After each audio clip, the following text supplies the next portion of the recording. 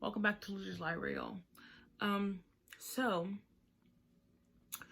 reading has always been one of those things that I can, for the most part, give me some juice to my life. Do you guys know what I'm talking about? Like, a lot of the times, not all the time, but a lot of the time when things just don't seem worth it, or I'm like faded. That's always kind of describe like depressive lows, where it's like you feel faded.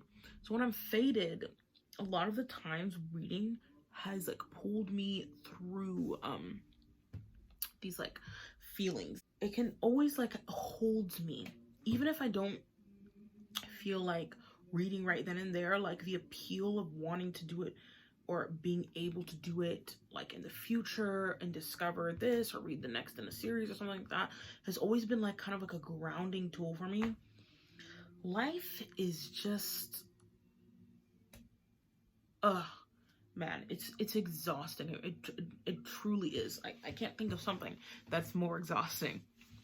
Reading makes me feel better. It really truly does. So I love it as a distraction, but also an indulgence. It's like this weird thing that can both like take you away from the present but also ground you to it at the same time. I've been struggling lately, I ain't gonna lie. So reading has just kind of done it for me, and that's what we're gonna talk about today. We're gonna talk about, this is kind of like a November wrap up. Most of these books I read in November. Some of them are going to be some overlap from October because I just never ended up talking about them because I never did an October wrap up. I got some like good books to talk about that I'm excited to talk about. So I have seven books to talk about, so let's get into it. Yeah, keep reading, y'all. The first book that I want to talk about today is The Windup Girl by Paolo Bacigalupi. So the premise of this book is really interesting and like originally really drew me in. I think I do remember hearing about this book, and I'm not exactly who. I'm pretty sure it might have been Media Death Cult who like talked about it. I'm not sure. So the premise is in this kind of near future. We are from Bangkok, Thailand. The world has basically gone to shambles. Fossil fuels have run out. So we have this like kind of interesting steampunk element, which I've never read any steampunk novels, so I thought this was really cool in that aspect. Gene splicing and biological warfare have kind of run rampant. There's lots of foodborne illnesses. It's just, it really heavily reminds me of Oryx and Crake by Margaret Atwood, which I eventually thought was the better novel, but we'll talk about why in a minute. So yeah, we're following this kind of cast of characters in this very kind of seedy underworld of Bangkok, Thailand, in this dystopic future where everything is kind of falling apart. We have the Windup Girl, who I originally thought was AI, but it's not AI. It's kind of this gene spliced, artificially grown human who a lot of people see as not really being human at all. She has been engineered to do certain things, basically be a servant to other humans. Like, for example, that her pores were gene spliced to be so small to give her like the seamless beauty that she has, that she overheats like very easily, which I thought was a really interesting element of the story. They also like basically like grow homegrown soldiers and laborers who are like 8 feet tall. Just like a lot of interesting stuff, which I kind of felt like I would have liked more of that element in this book, but I didn't get. A lot of this book is focused on kind of these political clashes that are going on. A man named Anderson is what you call a calorie man, and he's basically trying to resurrect all of these lost food items that have gone basically extinct. Like I said, there's a lot of foodborne illnesses. The government basically has a monopoly on food, making the fruit infertile, so that you're kind of like in debt because you can't grow your own food, because everything, global warming and all this stuff has just abolished everything. So there's like, you can't grow your own food, you're kind of in debt. Food is kind of like a weapon. It's just this very crazy tapestry of a story, and he's kind of trying to figure out how to resurrect some of these old fruits and figure out how certain countries are doing their gene splicing. A lot of big cities and stuff like New Orleans and New York City are now underwater. And this is kind of one of the last surviving areas here in Bangkok, Thailand, where it's still kind of livable. And we're following these characters basically trying to survive and trying to thrive in this dying world. There were a couple problems with this book. You know, I eventually gave it, I think, 2.8.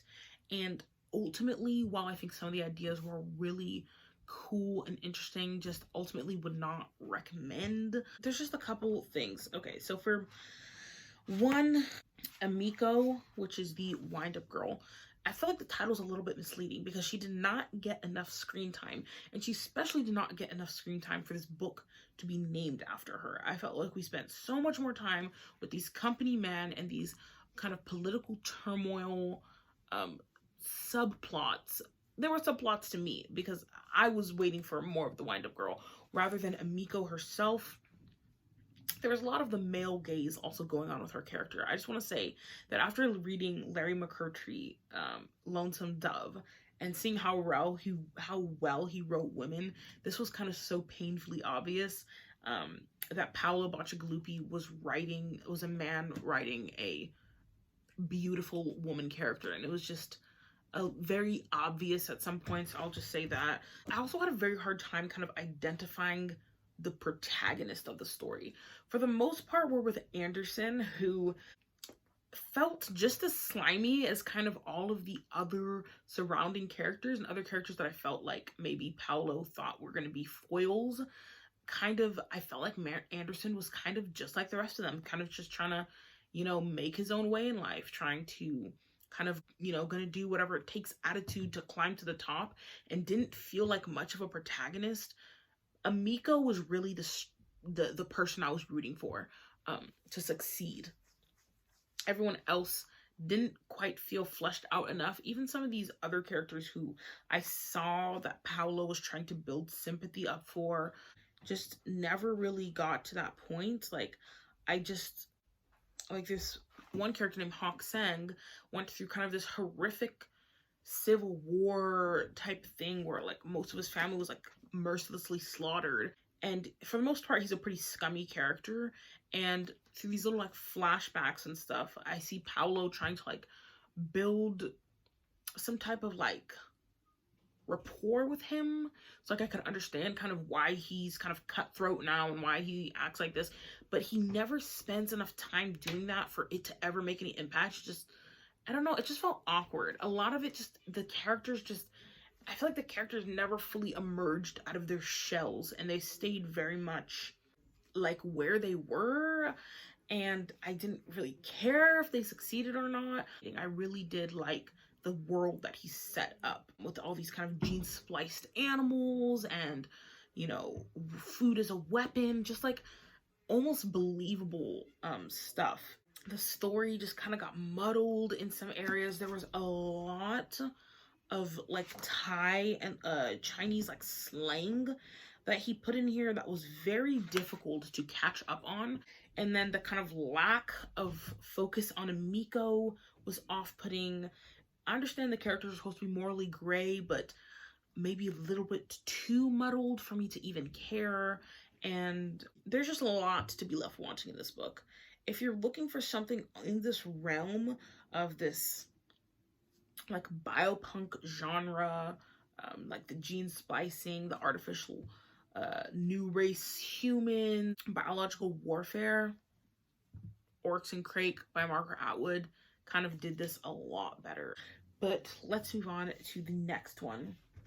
These next two I was originally kind of thinking I might do like its own video for, but I read Beowulf and this translation by Seamus Heaney, and then I read Grendel by John Gardner kind of together, and I really enjoyed both of these books. I ended up giving Beowulf 4 out of 5 stars, and then I gave Grendel 3 out of 5 stars. But I really did like this one, and I want to hype it up for certain reasons, but I'll tell you why exactly I gave it 3 stars. So Beowulf is kind of this epic poem about a classic with an unknown author about the Scandinavian hero and his kind of perilous journeys in protecting the people he loves and fighting a very bad, big and scary monster named Grendel. And I really, really, really enjoyed this. I usually don't read epic poetry. I just feel like I get lost in the sauce. I get lost in the sauce when it comes to epic poetry, but I did not feel like that at all. Thank you to Seamus. This was just such a great translation. It was poetic, but not overly, like archaic, if you know what I'm saying. And I loved it. I loved following Beowulf and his friends, and I loved the battle scenes. I particularly love the descriptions of dragons in this. This author is obviously unknown, but he did like such a crisp job of like these very visceral images of like dragons, which I thought were really, really cool. And I marked those. There's a lot of good lines. I was just vibing, y'all. I was vibing with Beowulf. I thought the journey was great. It was this great, like, like I said, hero's journey, chef's kiss. Really enjoyed this. And I definitely recommend Beowulf. It's not intimidating as it may seem. So in conjunction with Beowulf, I read Grendel by John Gardner, which is kind of not really a retelling of Beowulf, but from the perspective of Grendel, the big bad monster that Beowulf slays in the original poem. And I just want to, before I even say anything else about this book, praise and praise and praise John Gardner for his immense talent in the craft of writing. I have never read prose that was so gritty, so edgy, so visceral and poetic as Grendel's voice in Grendel. I just ate it up. I ate it up. I just thought that it was absolutely like amazing. Like I was so impressed every sentence. The voice and the character that he created with the narration was so real and so distinct. It was such a treat to get to read Grendel's thoughts, kind of figure out why he is the way he is and why he's this kind of horrible creature monster who kind of ends up being kind of unredeemable by the end. Obviously he gets slayed by Beowulf. I listened to my mother move back and forth, a pale shape, driven by restlessness and rage, at the restlessness and rage she felt in me but could not cure. Anyway, 3 stars for being much darker, man, much darker than I thought it was going to be. I thought I'm just going to read, the monster's perspective from Beowulf, and John Gardner was not messing around with this, y'all. He was not in for no light and fluffy retelling. This was also surprisingly funny at certain areas. I'm just so impressed by his versatility in this novel. How it could be so dark and also be like genuinely funny at certain points. I just was like, wow, this man, he has a very talented. I understand a lot of the nihilistic views in this were informed by John Gardner's own life experiences. I understand he went through some very tragic things as a young man and throughout his life. And so I kind of see why it got so dark at some points, and that was kind of my complaint.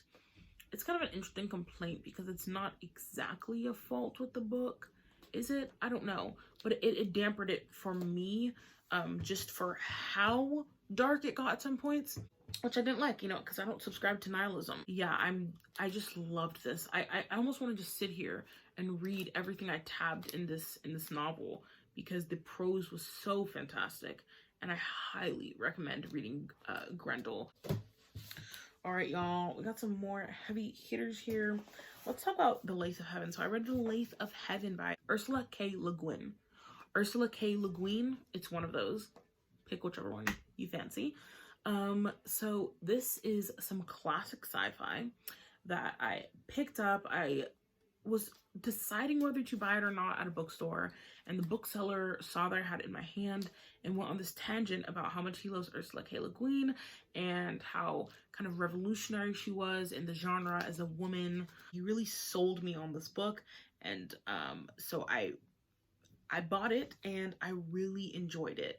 I think I gave it a 3.8 out of 5 stars, but I definitely recommend it.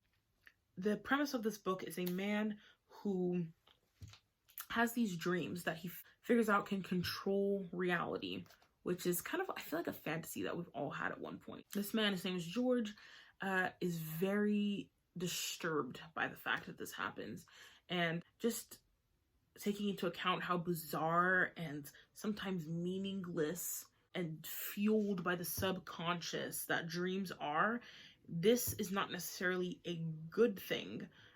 In an attempt to kind of stop these dreams from happening, he wants to suppress them. He ends up seeing the psychiatrist, who he wants to help him kind of stop having these dreams. And the psychiatrist, who obviously does not believe him at first that his dreams can control reality, once he figures out that this is actually the case, kind of starts using George outside of his consent to spiff up the world, if you will, fix big problems like war and hunger and racism and all these very big, complicated problems. But he is just a man, and a lot of stuff just kind of starts spiraling out of control, and it's a really interesting journey that these characters take. I was really impressed by, one, the prose. I just think Ursula can write. She can write. The opening scene in this book really was very beautiful and just immediately snapped me to attention. It did kind of get a little muddled in some areas, but not very much.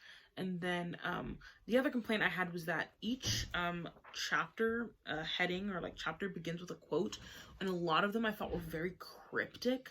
And for a while, I wanted to kind of squeeze everything I could out of this book. So I was kind of looking up the quotes and figuring out what texts they were from. A lot of them are from like ancient texts, and I wanted to know more about who quoted them and what century it was. And it just kind of got a little, that was probably on me, but I understand that there was just more to be grasped from those quotes, but the kind of crypticness of them, eventually I kind of just was like moving past them. And then the other thing was, one of the love interest kind of pops in and out of these timelines that are going on with all of this crazy dream world stuff, was half black and half white, and she was having some like racial identity issues. And for some reason this was like made not into a full subplot, but it was made into a couple discussions that took place in the book. And some of the things she said were just felt a little weird coming from a mixed character, a black character, but written by a white woman. Like one section where she was like I said, having these racial identity issues, and then comparing her skin to the color of excrement as like a self-insulting, self-depreciating kind of thing. And I was just like, oh, okay. Like, I don't know. There were just a couple sentences and stuff that were just kind of off-putting. Other than that, I thought this was a great read. I really like where the book ended. I think I kind of get what she was trying to say with this novel, and I agree with it. And this was a really great read, and I'm interested in reading more of Ursula K. Le Guin. So, and definitely recommend the Lathe of Heaven. I'm gonna be very quick with this one. This was a DNF. I read about a little less than half this, maybe 40% of this. It's a book of short stories. It's Everything Here is the Best Thing Ever by Justin Taylor. I was intrigued by the cover. I was intrigued by the title. I was intrigued by the description on the back, who described one of the short stories as a Tetris player attempts to beat his own record while his girlfriend sleeps and the world outside of his window blazes to its end. I thought that was original. I thought that sounded interesting. And he was compared to Philip Roth, who I've not read, but I'm going to read soon. I'm really searching for the perfect slice of life short stories. I tried with Raymond Carver, didn't work out, but I'm still in that search. So I thought Justin might be able to deliver, and unfortunately he didn't.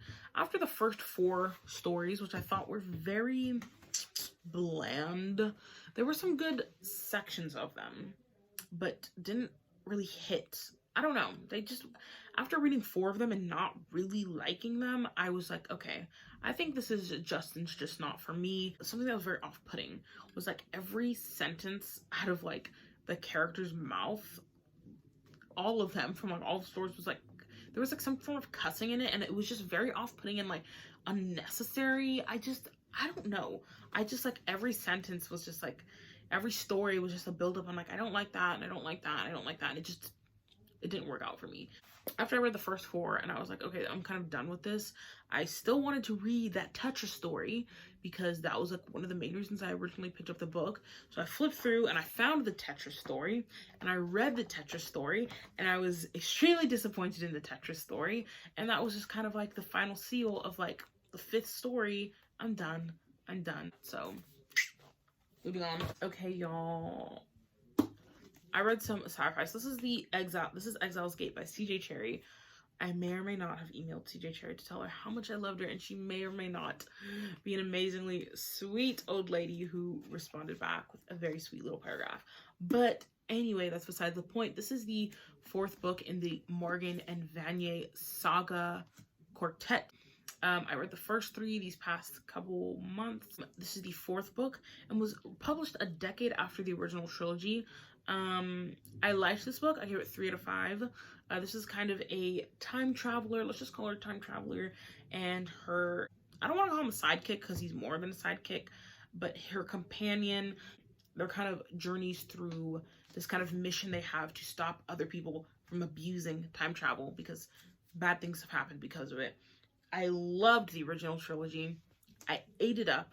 And I only liked this book and ultimately felt like it was just not necessary. There was just a different tone to this book, which obviously there would be after 10 years of publishing the original book, right? It wasn't that it was bad either. Like, obviously CJ Cherry improved in her writing ability. Even the story might have been a little bit more complex and all this stuff, but it just didn't carry the same tone as the first 3 in the book, and it was just off-putting to me. I can't explain it other than that, but it was off-putting, and I felt like I kind of liked the original trilogy just where it was and how it was, just kind of doing its thing, and kind of really didn't need this addition. I kind of just liked where the first original trilogy ended, and that's kind of all I can really say with that.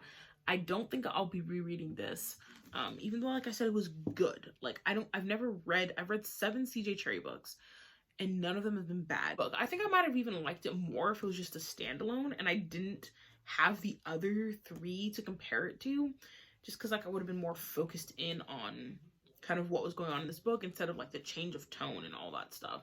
I love CJ Cherry, y'all. I love her, and I think I have the first 4 books in the Foreigner series sitting somewhere in this mess behind me, which I'm looking forward to delving into, like really looking forward to delving into. So last book, I read The Prophet by Khalil Gibran, and I loved this. I really loved this. This is a very quick read. You can read it in a sitting in an hour or 2.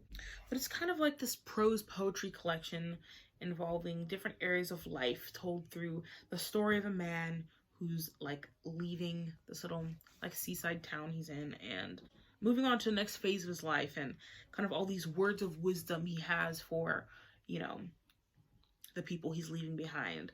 And I ate this up. I really did. I cannot wait to read more Khalil Gibran. He is a poet. Also, can we talk about the illustrations that were absolutely beautiful? I just want to blow them all up and put them in my room and stuff. I just love it. I just loved it. I loved it. I particularly liked the ending and like the last section, like the farewell, and then the like very last lines of the books just like took my breath away. Like I said, I'm super excited to read more Khalil Gibran, and this is truly a treat. I'm really late to the party on this, but I'm here now. Anyway, so thanks y'all for watching this. If you stayed around this long, if you didn't, I completely understand why. And I'll see y'all sometime in the future. Maybe when I'm less depressed and have more interesting things to say about the books I read. But anyway, as always, happy reading, losers.